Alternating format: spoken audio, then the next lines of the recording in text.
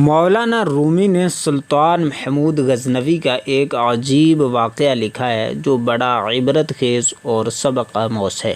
وہ یہ کہ سلطان محمود غزنوی کے زمانہ میں چوروں کا کچھ زور ہو گیا تھا اور بادشاہ اس کی وجہ سے پریشان ہوا اور چوروں کو پکڑنے کے لیے ایک عجیب تدبیر نکالی کہ شاہی لباس اتار کر چوروں کا سا پھٹا پرانا لباس پہن لیا اور شہر میں گشت کرنے لگا۔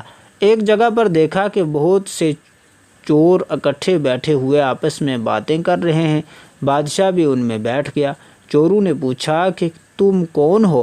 بادشاہ نے کہا کہ میں بھی تم جیسا ہوں۔ چوروں نے سمجھا کہ یہ بھی کوئی چور ہے۔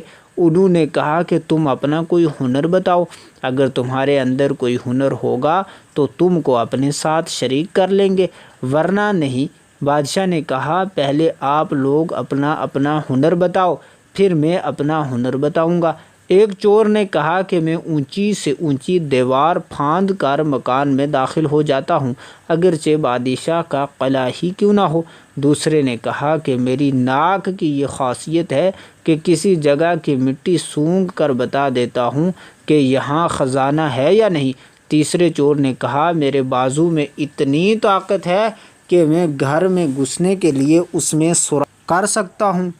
چوتھے چور نے کہا کہ میں ماہر حساب ہوں، کتنا ہی بڑا خزانہ کیوں نہ ہو چند لمحوں میں حساب لگا کر تقسیم کر دیتا ہوں۔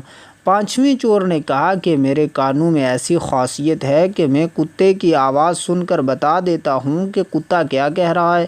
چھٹے چور نے کہا کہ میری آنکھ میں یہ خاصیت ہے کہ جس چیز کو رات میں دیکھ لیتا ہوں دن میں اس کو پہچان لیتا ہوں۔ اب بادشاہ نے کہا کہ میری داڑھی میں یہ خاصیت ہے کہ جب مجرمین کو پھانسی کے لیے جلاد کے حوالے کیا جاتا ہے اس وقت اگر میری داڑھی ہل جاتی ہے تو مجرمین پھانسی کے پھندے سے بچ جاتے ہیں۔